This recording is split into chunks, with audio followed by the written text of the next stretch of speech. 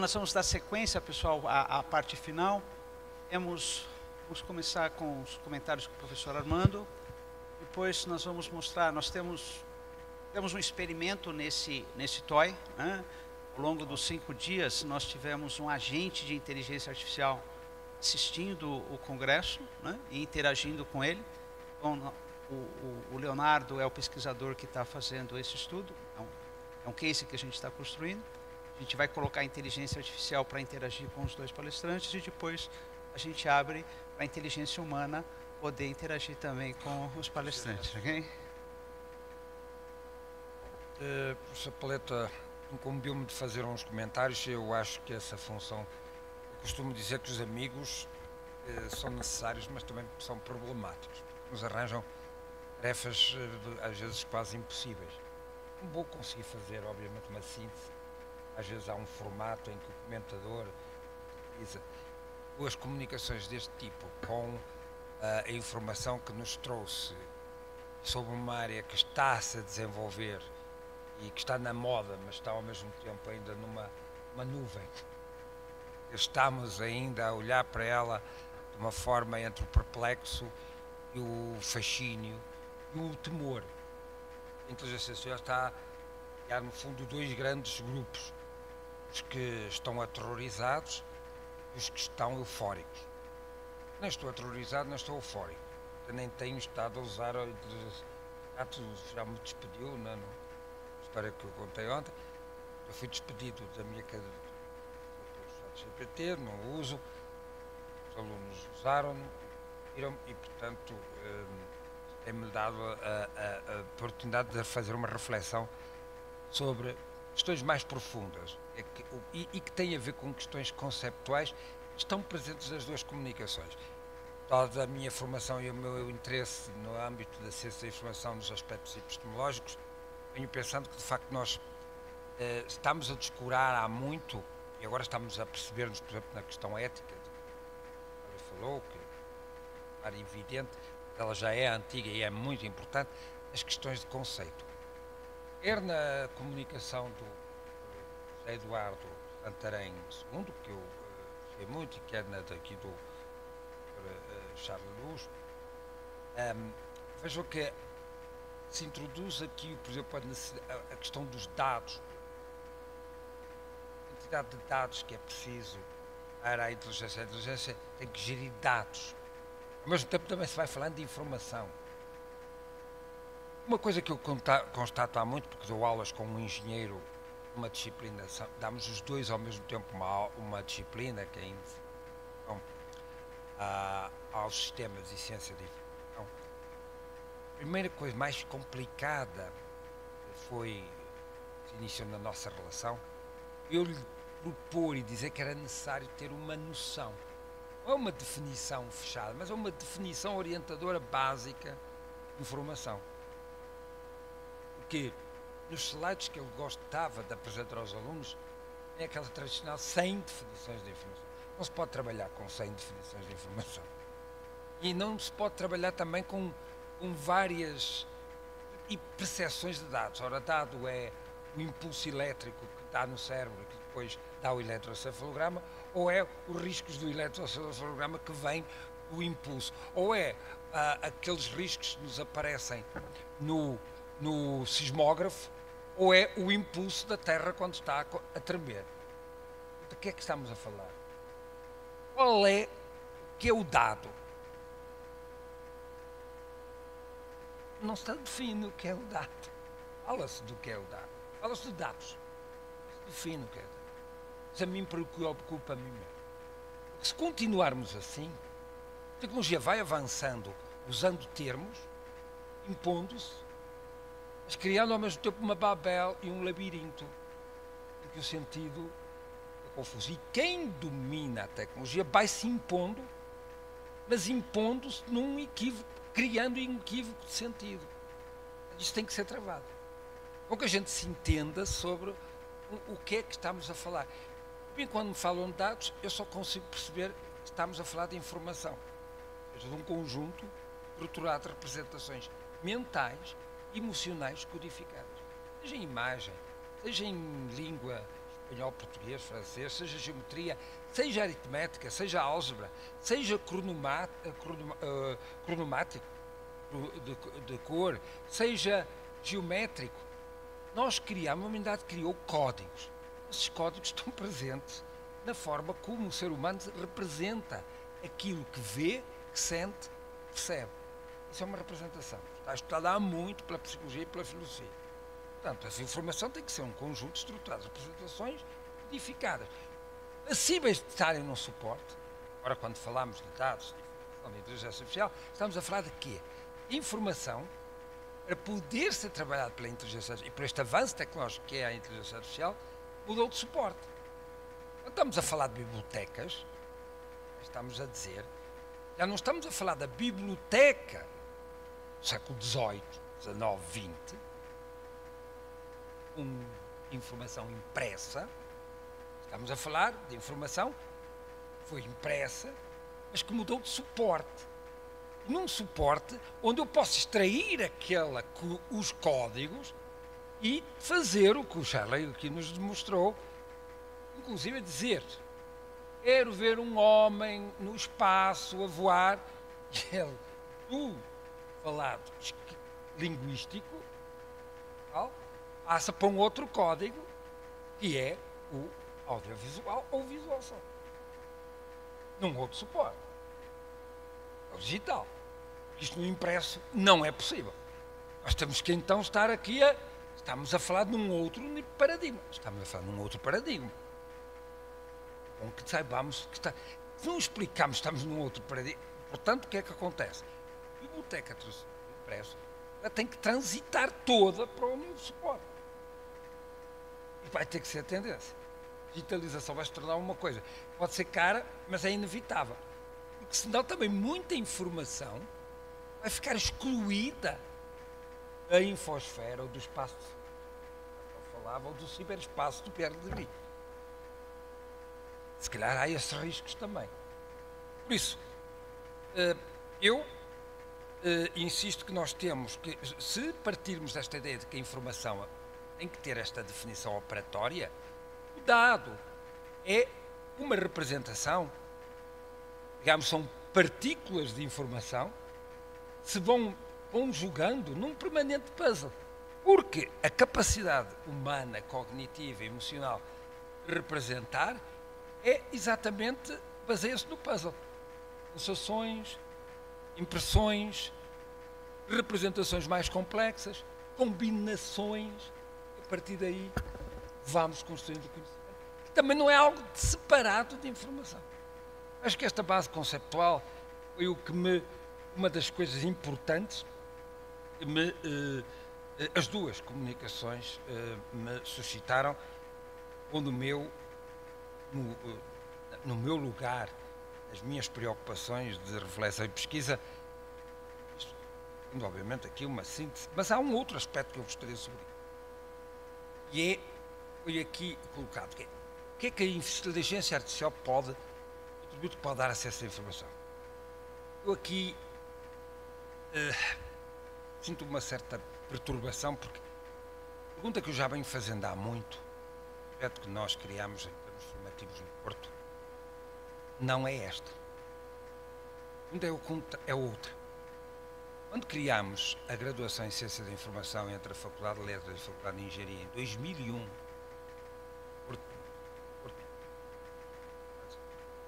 então não era ver o que é que a informática podia ajudar a área da biblioteconomia, da arqueologia. É como é que nós formávamos gestores de informação que passariam a trabalhar lado a lado no mesmo laboratório, no mesmo computador com os informáticos. Então, para nós não é. O que é que a inteligência artificial poderá ajudar a fazer a catalogação? Eu quero é gestores de informação que eu formo os programadores, os laboratórios de desenvolvimento da inteligência artificial. Isso angustia-me. Porque eu sei que eles estão lá, mas não são os que nós formamos no espaço ibero-americano, os das high schools. Eles já não são cientistas, são informáticos. Porque vem da tradição humanística, o foi um bibliotecário arquivista, formado no modelo francês de 1821. Claro, eu estou aqui, eu tenho essa formação. Fiz um velho curso em Coimbra, formado a partir da École Nationale des Chartes, 1841. Estou aqui a falar e ouvi falar. Ouvi. Tenho esse paradigma. O que teve a acontecer na minha cabeça, as angústias que eu passei no início do século, perceber que esse modelo estava esgotado,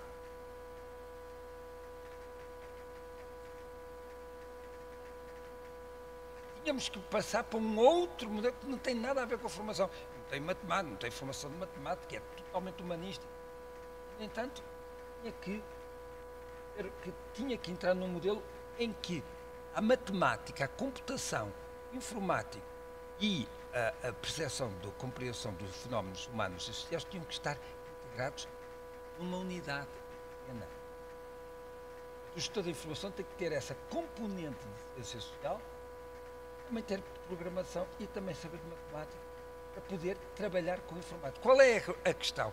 É que ao fazer isso, ele tem que orientar, quer na produção da própria inteligência artificial, quer na questão da arquitetura da informação. Ele já tem que estar lá. Ele não pode estar como usuário ou como aquele que mexe, que usa. Muitos de nós usamos, mas, por exemplo, vê-se pela fala do Charles que ele teve que, se calhar ainda só não está ainda num estado avançado de engenheiro, mas já está para lá. Fazer formação. Está a fazer formação. Não é o arquivista. Nem o bibliotecário que se forma no museu no modelo clássico. Não pode. Não é possível. Está fora. Não pode, não é essa a formação que ele está a adquirir. Seja por ele, seja com curso, seja fora do Estado, ele está a entrar naquilo que nós idealizamos no foi a formação integrada com computação, com informática, com matemática e com... Só assim poderemos mudar esta perspectiva. A biblioteca, claro que a inteligência artificial vai catalogar. O problema, ou vai fazer metadata, claro que faz. O problema não é esse. O problema, por exemplo, é como é que isto se orienta para a diversidade de utilizadores, o problema da literacia com que os utilizadores estão.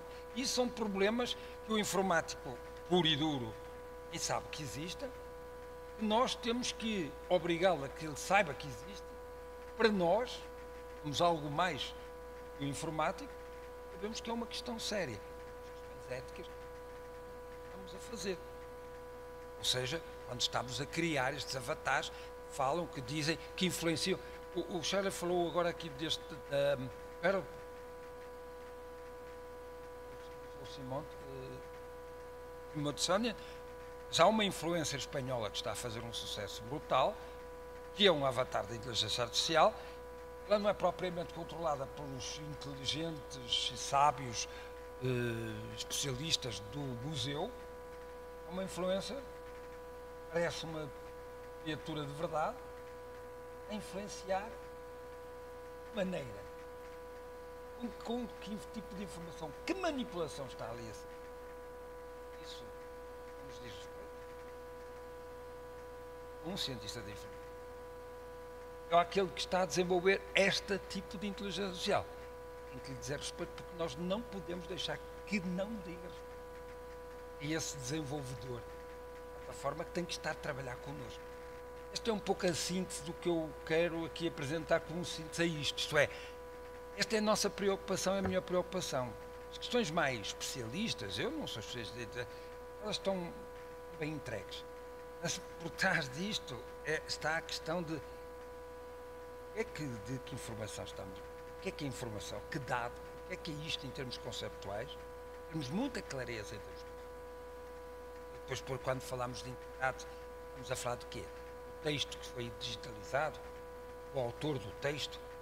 As questões, em termos conceptuais, nós temos que fazer aqui um esforço necessário e de uniformização de sentido. Não, a nossa dificuldade é enorme. Aliás, o nosso problema, os antigos profissionais de informação, os informáticos, é que ninguém estava a se entender uns com os outros. criamos o gestor de informação, é formado com informáticos, tem que entender o que o informático está a dizer e o informático tem que entender o que o nosso formando está a dizer, seja a nível da graduação, seja a nível do mestrado. Se não, criamos um caos, também não vai ser benéfico para o próprio desenvolvimento desta tecnologia. Esta tecnologia já não é só apenas uma máquina. Ela mexe com as nossas vidas. Ela mexe com a informação.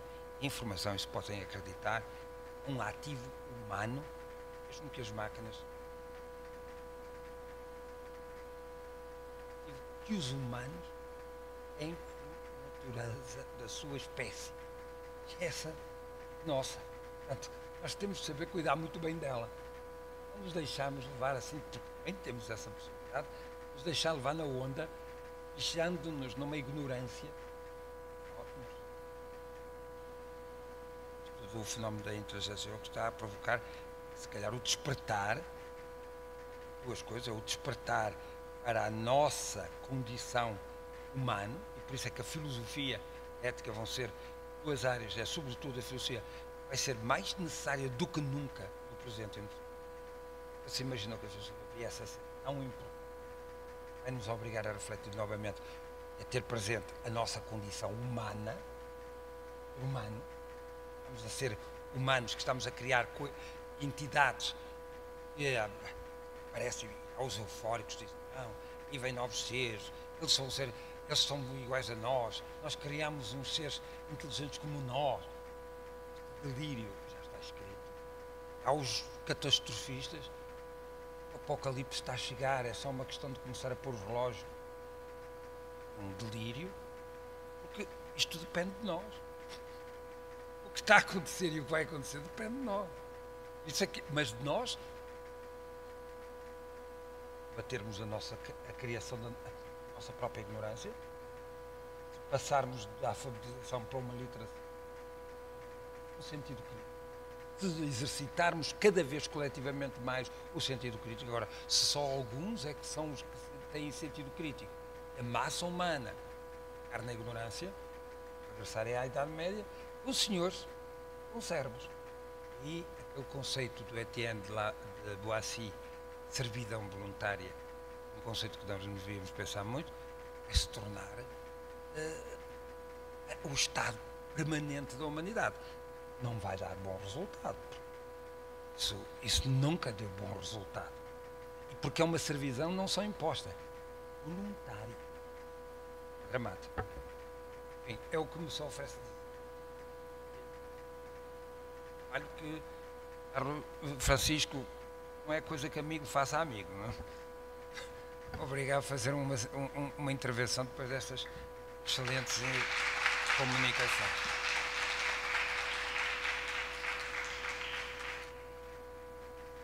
Professor Armando, a gente vai dar então a sequência para a abertura e vamos começar com a inteligência artificial. Então, o agente de inteligência artificial capturou essa apresentação e ele tem algumas considerações para fazer. Vamos ver o que a inteligência artificial tirou deste evento. Leonardo.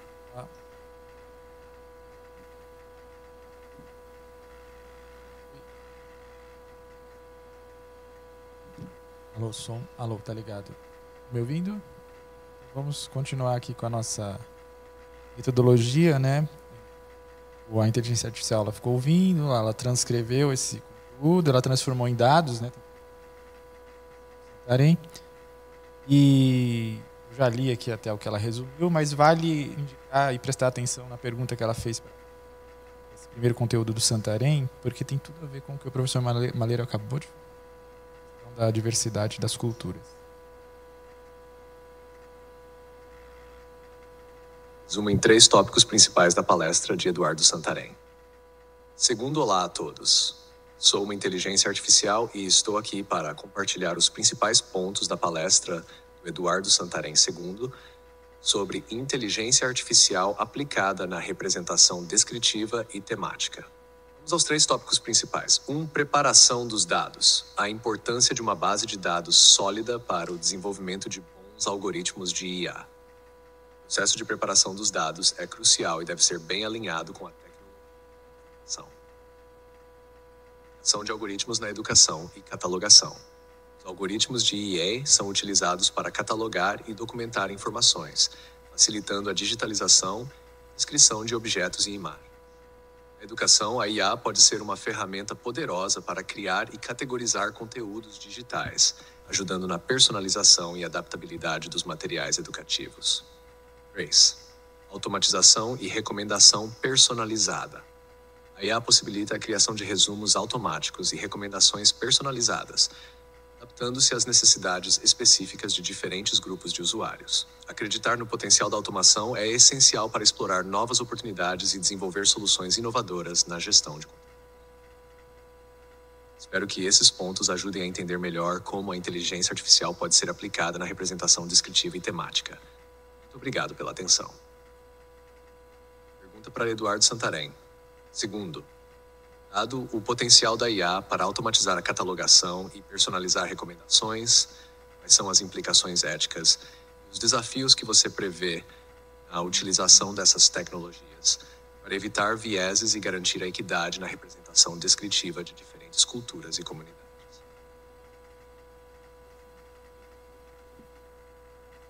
Capturou, Eduardo? Sim. Tá meio longe para mim, mas eu consegui entender aqui. Tá perguntando um pouquinho sobre a questão da ética, né, nesse contexto da aplicação de IA. Bom, vamos lá. Esse é um tema que eu gosto muito, assim, que eu tenho atuado também com bastante perspectiva boa da gente melhorar esses processos, né? Eu sempre digo, eu vejo por aí, né, as pessoas falando, IA, algoritmo de IA discrimina, né? Não, o algoritmo de IA não tem essa capacidade de discriminar e não consegue fazer isso. O algoritmo de IA, ele é um potencializador do que está nos dados. Quem discrimina, né, ou quem deixa com que algo desse tipo não tenha ética são as pessoas ou os grupos que permitem, né, com que esses dados estejam dessa forma representados. Então, essa é uma questão bastante importante, acho que envolve muito a área de ciência da informação, porque eu falei, né, durante a minha fala, uma das áreas principais de atuação para a gente na ciência da informação é a preparação dessas bases de dados para treinamento. E isso passa principalmente pela preparação e o entendimento, né, a sensibilidade de entender o contexto do negócio que se está aplicando um algoritmo, e principalmente na preparação desses dados. Então, se eu permito, por exemplo, no meu conjunto de dados, tenha elementos que possam ser caracterizados como elementos discriminatórios ou elementos que fogem à ética, o papel do algoritmo é justamente potencializar isso. Então, o algoritmo de IA ele tem a função de descobrir padrões e potencializar o entendimento desses padrões. Se o meu conjunto de dados ele é capaz de discriminar, se ele é capaz de criar contextos que não tem a ética definida e conteúdos dessa maneira, a aplicação, né, ou o meu algoritmo de IA vai só potencializar isso. Então, assim, esse é um papel importante para a gente, enquanto organizador do conjunto de dados, primeiro, entender o negócio, entender o conjunto de dados que se quer. Toda vez que você começa um projeto de IA, né, ele nasce, ou ele deve nascer principalmente, né, de uma pergunta ou de um problema, e aí ao pensar como que você resolve essa pergunta, né, como que você resolve esse problema, ou como você responde essa pergunta, você tem que conhecer o conjunto dos dados. O conhecimento do conjunto dos dados, ele é principalmente a compreensão das features, das colunas que eu tenho, e de como que elas podem, né, ser utilizadas no resultado que um algoritmo de inteligência artificial pode potencializar ou pode descobrir. Então, é sempre importante que na preparação dos dados, na construção da minha base de treinamento, né, que eu identifique esses elementos e retire esses elementos dos estudos.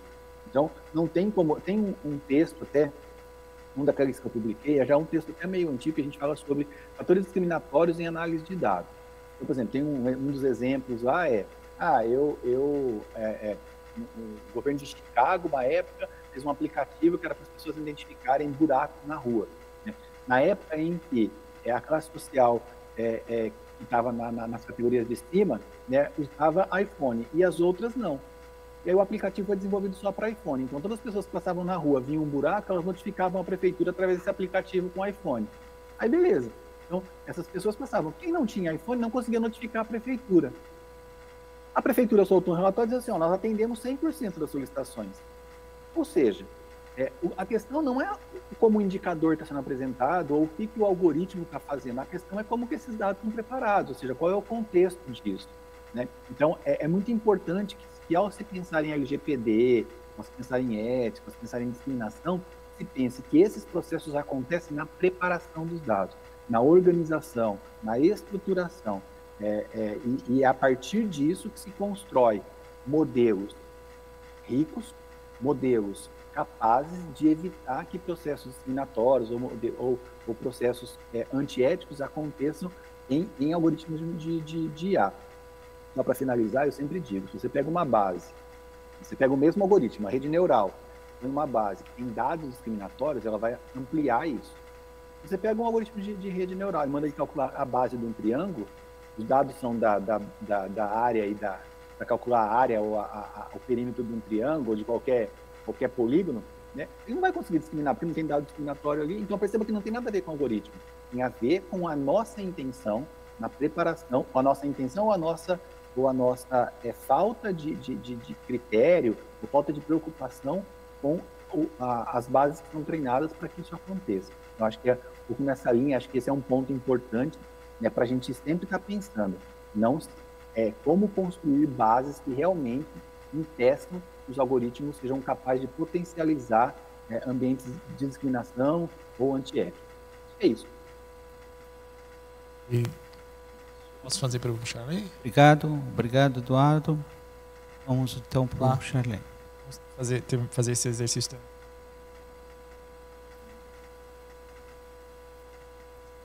Sobre a aplicação de inteligência artificial em conteúdo. Importância da ética na inteligência artificial. Charlie Luz destacou a importância da ética e da transparência na inteligência artificial, mencionando a necessidade de explicabilidade dos algoritmos e a regulamentação com base na ISO 42001. Ele enfatizou a preocupação com vieses nos sistemas automatizados de tomada de decisão e a necessidade de proteger os direitos humanos. 2.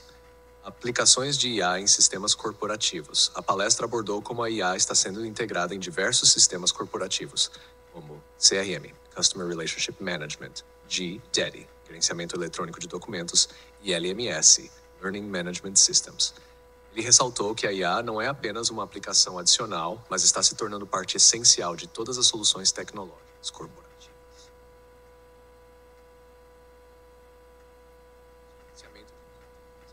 Usuário. Charlie falou sobre a importância do gerenciamento de conteúdo e metadados na IA. Explicou como a IA pode otimizar a criação e gestão de conteúdo, utilizando exemplos de ferramentas que geram resumos e palavras-chave automaticamente. Além disso, ele mencionou a integração pervasiva da IA nas plataformas digitais, facilitando a criação e melhoria de conteúdo em tempo real.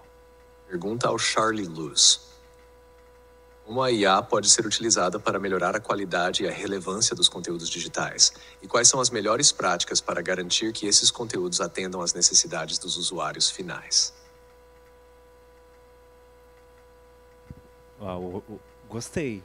Hoje gostei do resumo e da pergunta, ficou ótimo. Olha, até complementando um pouquinho, né, que o professor Santarém comentou, essa preocupação, né, de como melhorar a experiência, ela passa com certeza, né, pela fonte desse conteúdo, né. A gente também tem uma técnica chamada guardrail, né. A gente via comando pode também tentar diminuir um pouco, né, esses vieses, né, e esses problemas, né, alucinações, né, que também ocorrem, porque geralmente isso ocorre quando há problema na fonte mesmo, né, na base de dados. A experiência ela tá sendo modificada. Isso o Jacob Nielsen, que é um dos grandes autores aí da área de experiência, ele já vem atualizando semanalmente, né, essas questões. E o que está acontecendo, né, com a IA pervasiva, a tendência é que melhore a experiência. Por quê? A inteligência ela vai se alimentar do nosso comportamento, né? Do nosso caminho que a gente fez para chegar naquele ambiente, naquela interface, né? E isso vai fazer com que o conteúdo fique mais personalizado a partir da leitura, né, desses logs, desse comportamento, né? Isso, né, pode ser bom, né, mas pode ser ruim também, né? A gente tem problemas, por exemplo, com algoritmo. Eu não uso TikTok, mas geralmente quem usa TikTok, alguém usa TikTok aqui, não é dessa faixa etária, né? Mas o TikTok geralmente tem um problema, que você vê um vídeo, curte lá um assunto específico e diz que aquele algoritmo acha que é aquilo que você gosta e fica ali semanas mandando só aquele assunto para você, né? É mais ou menos, o Instagram é mais ou menos assim também, né? Quando a gente curte um Reels, ele começa a trazer muito daquele assunto, né? Então isso é ruim também, né?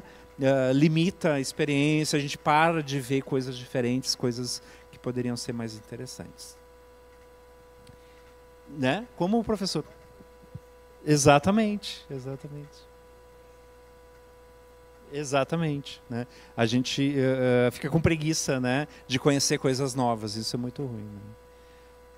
Abertura agora para questões. Então, agora está aberto a perguntas. Quem quiser, por favor, levanta a mão, se identifica, o microfone vai até você.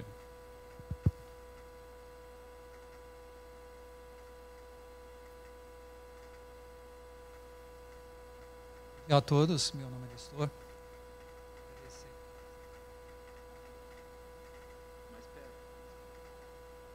Alô? Meu nome é Nestor, queria agradecer a riquíssima palestra, né, de todos, a intervenção do professor Malheiros.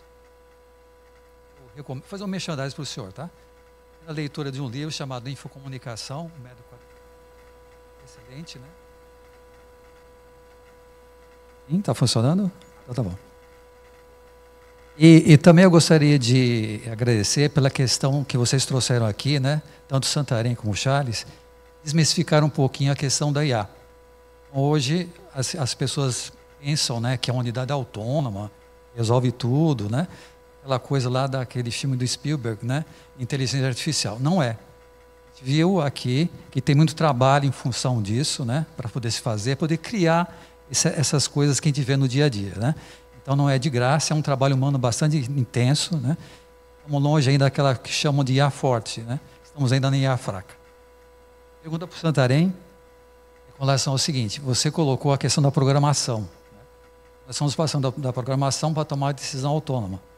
Mas, por exemplo, como a gente viu aqui, quando eu tenho que programar, por exemplo, uma rede neural, né, eu estou usando programação. Ali também, a exemplo dos dados, eu posso inferir de uma forma diferente para chegar no que eu quero. Então, queria entender essa diferença, possível diferença ou não, em termos de programação. E também, queria que você comentasse um pouquinho a questão dos dados, né? Então, até numa disciplina que eu tive a oportunidade, o prazer de ter aqui com o professor Paleta, Humanidades Digitais, tem uma cientista social que ela fez um comentário bem interessante, dizendo o seguinte: dado é algo que é imaterial, não é palpável. Então isso não traria, né, uma questão assim do ser humano adequada, né? Até entrando um pouquinho no que o professor Malheiros estava comentando aí, né? Então eu queria que você falasse sobre esses dois aspectos: a questão da programação, que me parece que ainda é uma coisa pertinente, né? A questão dos dados, que é a questão aí da imaterialidade desses dados. E aí eu deixo para o Charles, né, a questão dos metadados. A gente teve aqui uma palestra bem interessante com a professora Raquel sobre isso, né? E você trouxe a questão para nós e que queria dizer como é que eles são criados, né, como é que eles são gerados, se é alguma coisa de forma automática, né? Por fim, por último, prometo, o professor Malheiros, uma discussão que ele começou bem interessante aqui antes da palestra, né, que eu ouvi um pouquinho, né, dos limites, a questão do humano e da máquina.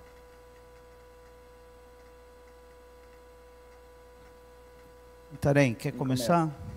Pode ser? Não, obrigado pela pergunta aí, né? A questão da programação é uma questão que envolve um pouco...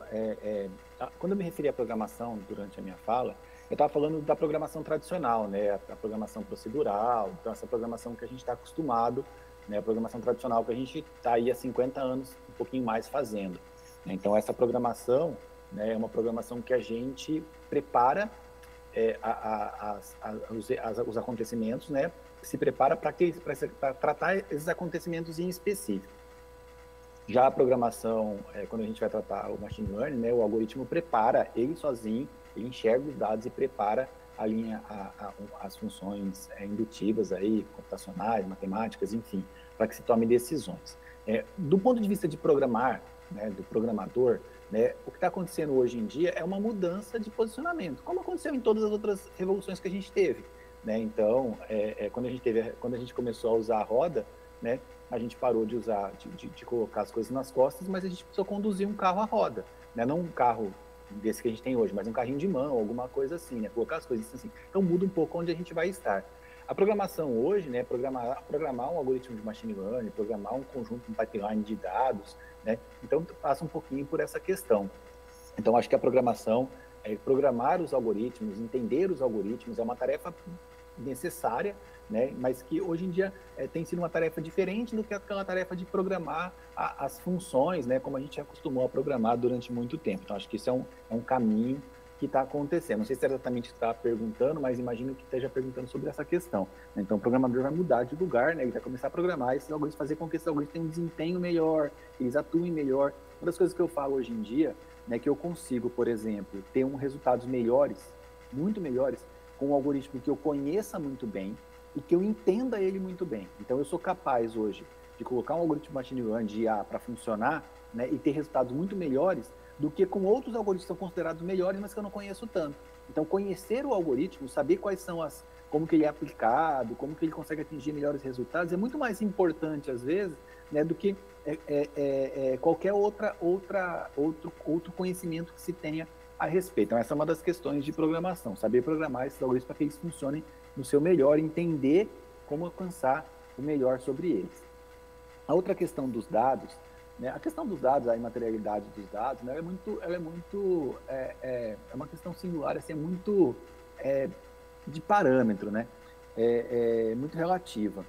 Porque eu posso até considerar os dados serem imaterial, né, mas hoje em dia, com o mundo que a gente tem de computacional, eu não consigo pensar que o dado por si só é imaterial, né? Só porque eu não pego, né? Só porque ele não é tangível, né? Então eu não consigo pensar que ele é imaterial. Se for pensar do ponto de vista de material, né, dele não se apresentar como tangível, tudo bem.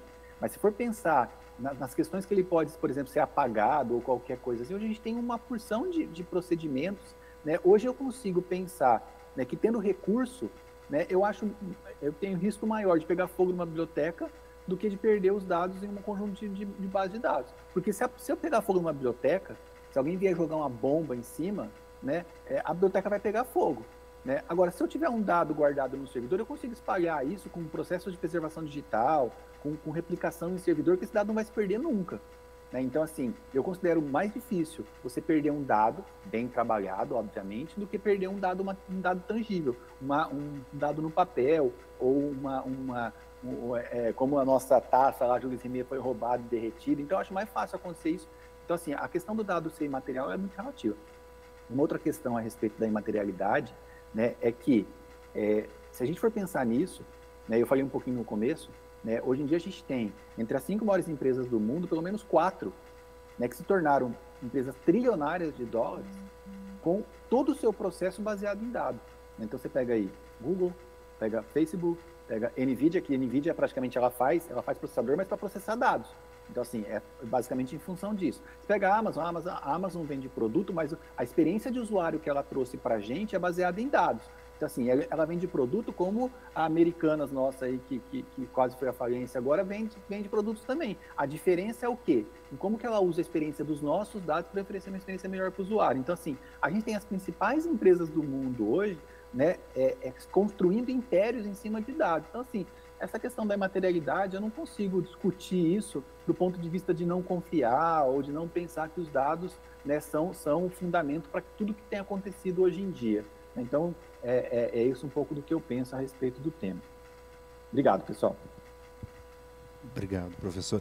Sobre a questão de metadados. Gente, tem profissões hoje que estão surgindo que a gente não sabe nem o nome.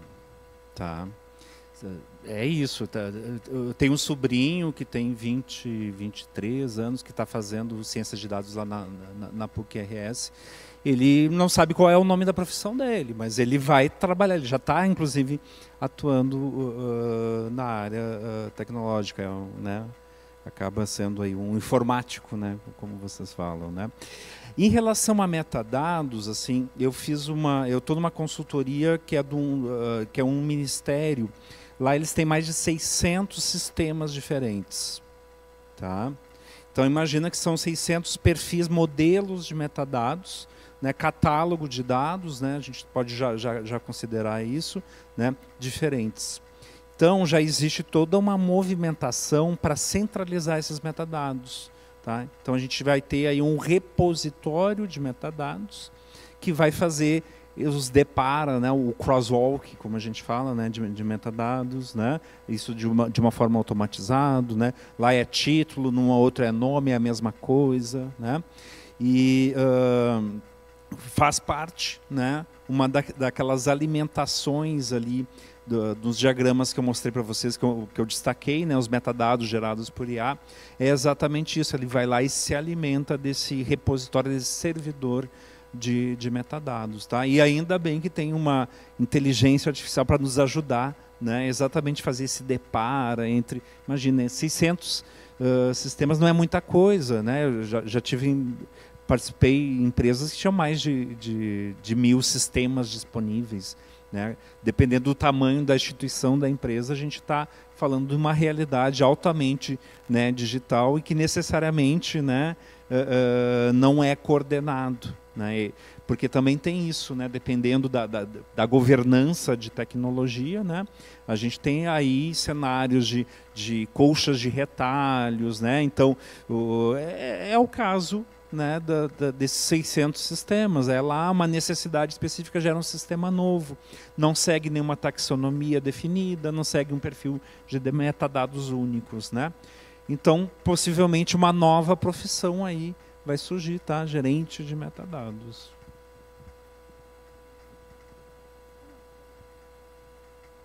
Essa pergunta que me dirige quase daria um colóquio, né?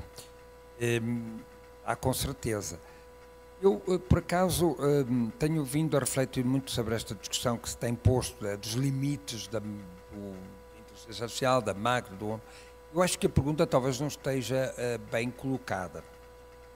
Não se trata de um problema de limites, trata-se de um problema de natureza. Aliás, o neurocientista português-americano António Damasio, conhecem, vem fazendo uma carreira muito consagrada, não é? Ele, nesta discussão, de uma forma até um bocado, talvez assertiva, mas muito categórica, portanto, assertiva e categórica, disse que esta discussão passava pelo seguinte, pela dimensão de biológica. A máquina tiver uma natureza biológica, estamos a falar, poderemos então falar de consciência, de sentimento.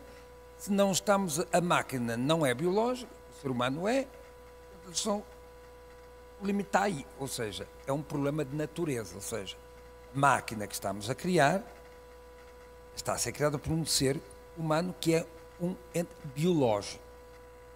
A máquina não é biológica. Temos aqui um problema, os filósofos diriam, ontológico.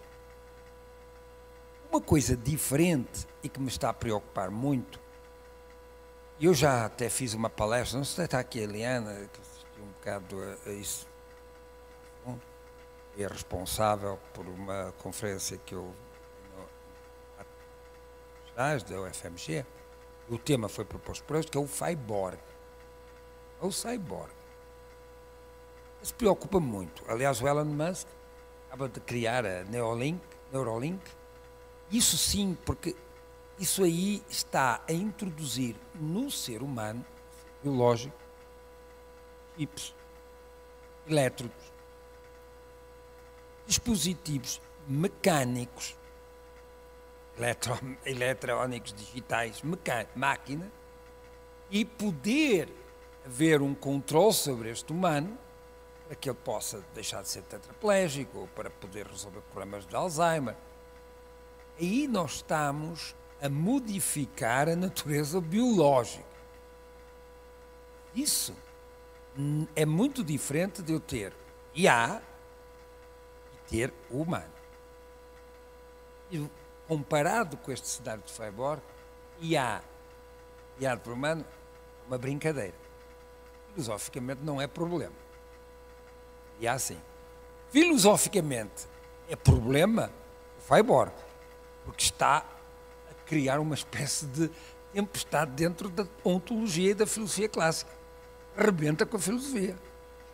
Que ser é que estamos a criar se eu começo a introduzir um monte de chips dentro de mim? A criancinha nasce e começa logo a ser-lhe imposta. Estamos a falar de ser humano, lógico, ou um bio digital? Isso é sério. Isso é sério. E isso, não quero pensar mais nisso para já, porque isso é sério.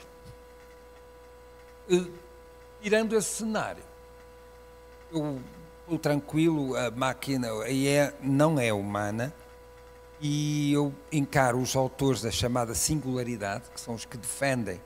Nós temos em Portugal, por exemplo, um grande defensor, que é o professor Arlindo de Oliveira, presidente do Instituto Superior Técnico, uma escola de referência, uma espécie de ITA, comparada aqui com o Brasil, que é um defensor de que essas máquinas, inclusive o Luciliano Floridi, fala de uma ética aos agentes inteligentes, em que equipar os agentes inteligentes do humano.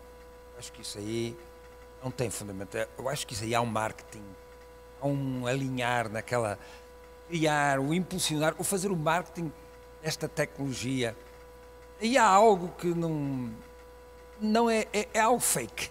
Agora, não é sério, não é profundo. Filosoficamente, isso não é problema. Agora, o Freiburg, e já estamos num outro plano, e aí a coisa, os alarmes vão acender todos. Estamos a mexer. Já chamam de transhumanismo. Já tem esse nome. Já. Transhumanismo já é negócio grave. Bom dia. Obrigado, professor Armando.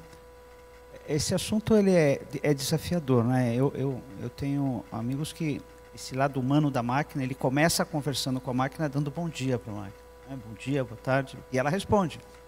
Ela te responde bom dia, boa tarde e boa noite. Porque a gente entende que estamos conversando com um humano, né? Ela não é humana. Se você não der bom dia para ela, ela não vai se importar. Mas nós tratamos a máquina mais humanamente do que a gente deveria, do que ela é. Né?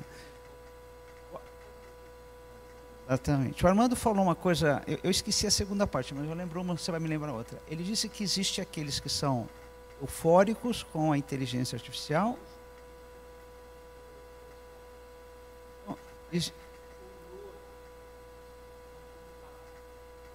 Pânico.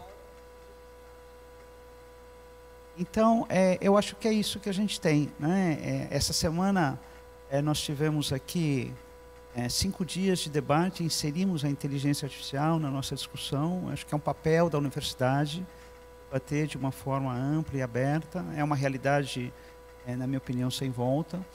Tivemos um agente de inteligência artificial participando dos 5 dias do Congresso. Significa que o Leonardo, ao apertar um botão, a máquina vai ser capaz de gerar a transcrição de 30 horas de palestra, automaticamente, a custo zero. Quanto custaria pegar todo esse áudio, mandar para um profissional especialista, e essa profissão definitivamente acabou, né? Mas teríamos que mandar para um especialista em transcrição, 30 horas de áudio, a R$1.000, a R$500 a hora de transcrição, mais ou menos, é a média. Isso daria praticamente R$15.000 para transcrever as 30 horas que, se ele apertar o botão ali, antes que eu chegue na minha sala, lá na ECA, já está o relatório das 30 horas de palestra que nós tivemos aqui. Então, tem muito desafio, acho que tem muita coisa para a gente estudar, para a gente analisar. sem cair na armadilha do excesso de euforismo, né? E ao mesmo tempo não achar que isso é um pânico, né? Entrar em pânico, que isso vai simplesmente explodir com tudo aquilo que a gente tem hoje, né? É muito interessante a gente refletir sobre isso, porque a nossa geração é a geração que vai ter que lidar com isso, ponto. Não importa a nossa idade, né? Entre o jovenzinho lá que é dito nativo digital e nós que já estamos na senioridade do exercício profissional, lidar com isso. Não? Ainda temos tempo para uma pergunta. Alguém tem alguma pergunta mais para fazer? Aí, por favor. Bom dia, parabéns pela apresentação de todos. Eu gostaria de fazer uma pergunta, aí eu abro para todos, quem tiver um exemplo para fornecer. Eu gostaria de saber se aqui no Brasil já existe alguma iniciativa em relação aos documentos antigos, principalmente materiais raros, em relação à desambiguação, principalmente o latim, né? Se já existe como a gente lidar com a variabilidade da caligrafia, por exemplo, ou a deteriorização física dos documentos, né? A própria digitalização de materiais raros e manuscritos, ela dificulta muito, principalmente o OCR. Os dicionários, por exemplo, que a gente utiliza para catalogação e descrição, né, desses documentos, o próprio Blake, o Inocêncio, eles já têm uma própria dificuldade de recuperar alguns nomes, por exemplo, no português, na língua antiga. Então, eu queria saber se já existe alguma iniciativa nesse sentido. Obrigada. Santarém? Pode, por favor. Legal, acho que é ótima essa pergunta. É esse tipo de coisa que eu digo, né? Que a inteligência artificial pode ajudar a gente e cada vez mais vai ajudar. Esses são vários pontos, né? Uma questão é a questão da desambiguação. Essa questão é uma questão, por exemplo, eu tenho meus estudos não com esse enfoque, né? Mas tenho atuado um pouco com desambiguação. Então, essa é uma questão que a IA tem nos ajudado, né? Se você for olhar os papers mais recentes, né? Os mais recentes, todos eles caminham para a inteligência artificial para tratar de desambiguação. Quando a gente vai pensar em material, esse tipo de material, que é todo o material antigo que a gente tem, né, essas obras raras, tal, não sei o que, ele tem vários processos a serem trabalhados. A primeira questão é essa questão de como o material é digitalizado, né, e depois a questão dos idiomas, tal. A gente tem hoje em dia, né, evoluiu muitos processos de OCR para tratamento. Então, o OCR hoje em dia tem muitos OCRs capazes, né, de identificar escritas, né, dos mais variados, inclusive em outros idiomas, inclusive com latim, tal, esse tipo de coisa. Então, esse é um processo que eu sei que ele evoluiu muito. Eu não tenho nenhum projeto atuando especificamente nesse contexto, né, que é um contexto de trabalhar a desambiguação baseado em OCR, em documentos que são obras raras e muito antigos, tal, escritos em latim, por exemplo, né, ou em grego, ou qualquer outro idioma assim. Então, não conheço nenhum projeto desse tipo. Mas se a gente for pensar de forma segmentada, eu sei que a gente tem, hoje em dia, evoluiu muito no processo e hoje em dia é possível a gente aplicar algum projeto dessa natureza. Então, eu sei que a gente tem OCR capaz de fazer, né, e a gente tem processo de desambiguação em estágio um pouco avançado já, né, para que a gente possa constituir esse tipo de ambiente. Mas eu não conheço nenhum projeto que esteja atuando especificamente nisso, dos projetos que eu conheço. Pode ter que existir, mas eu não conheço. Obrigado, Santarém. Mais quer comentar? Rodrigo, quer comentar? Tudo bem? Então, eu acho que podemos dar por encerrado, né, o nosso evento. Agradeço enormemente a vossa presença aqui, pelo prestígio e privilégio do vosso tempo nessa manhã conosco, em acolher o nosso convite. Eles que nos acompanham na internet, muito obrigado por estar conosco. Obrigado por... não esqueçam de assinar a lista de presença, né, importante para o certificado. O material desse evento vai ser disponível no e-book, vai ficar no site do TOI, provavelmente o Rodrigo vai colocar no site no site da BBM. Segunda parte deste congresso acontece em novembro. Nós vamos organizar na semana de 4. O TOI acontece em novembro, 4 de novembro. E o colóquio, nós vamos fazer um colóquio de documentação jurídica em outubro. O colóquio em outubro, mas os eventos do TOI já estão agendados na semana de 4, 5, 6, 7 e 8 de outubro, a segunda parte do congresso. Queria agradecer ao Rodrigo, da Brasiliana, que acolheu a ideia e conseguimos realizar 2 eventos importantes aqui na terça e hoje. Aos alunos da disciplina de Humanidades Digitais, é uma disciplina muito especial, que eu conduzo lá na ECA, e acho que ela incendeia os alunos e cria um espírito colaborador muito grande, e graças a esses alunos dessa disciplina, a gente foi capaz de construir esse evento. Agradeço enormemente a participação de todos que tornaram a realização deste evento importante. E gostaria de agradecer, eu tenho 2 alunas aqui de 2008, isso mostra que eu estou ficando mais idoso, mas 2 alunas que foram minhas alunas em 2008 estão aqui prestigiando o evento. Muito obrigado, Thaís e Carla, por estarem aqui. Okay? Muito obrigado a todos e damos encerrado, então, a primeira etapa do 10º Congresso de Organização e Tecnologia da Informação. Muito obrigado e uma boa tarde a todos.